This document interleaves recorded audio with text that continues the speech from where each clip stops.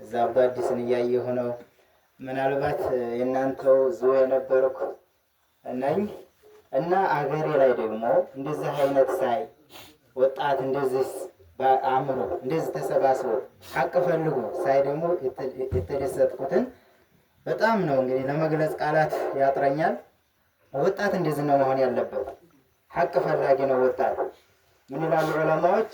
አብዛኛው አላህንና ረሱልን የሚቀበሉት ወጣቶች ናቸው ይላሉ። ለምን? ንጹህ አእምሮ ነው ያላቸው። አላህ ሱብሓነሁ ወተዓላ ስለ ወጣቶች ሱረቱል ከህፍ ላይ ያወሳልና ኢነሁም ፊትየቱን አመኑ ቢረቢሂም ወዚድናሁም ሁዳ። እንግዲህ እንደሚታወቀው ዩቅያኖስ የሚባል አምባገነን ነበረ።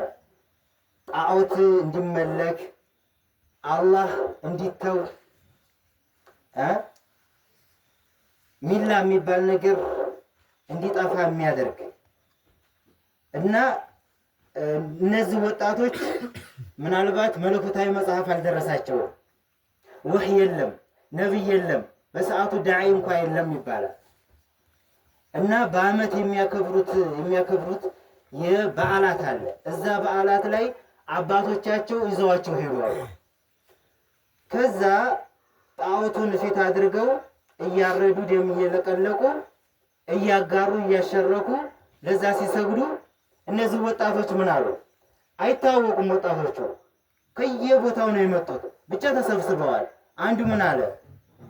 ይሄ እንዴት ይሆናል? ይሄ ከኔ በታች የሆነ የማይራመድ የማይናገር እንዴት ይሆናል? ይሄማ እኔ እነዚህ ጋራ መሆን አልችልም አለና ራሱን አገለለ። የሆነች ዛፍ አለች፣ እዛ የዛፍ ዘንድ ሄዶ ቁጭ አላሉ። ሌላውም አየ። እንዴት እንደዚህ ይሆናል? አቅሉ ብቻ በሚነግረው ራሱን ይዞ የማይሄድ ሰው የሚሸከመው ራሱን መከላከል የማይችል እኔማ ከዚህ መውጣት አለብኝ አለ። ይሄ ወጣት አሁንም እዛ ይዛፍ ስንት ወጣቶች? 7 ወጣቶች። 7ቱም አንድ ጥላ ስር ተቀምጠው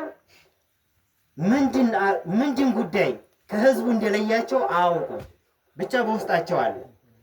መጨረሻ ተጠያየቁ። እዚህ ያመጣችሁ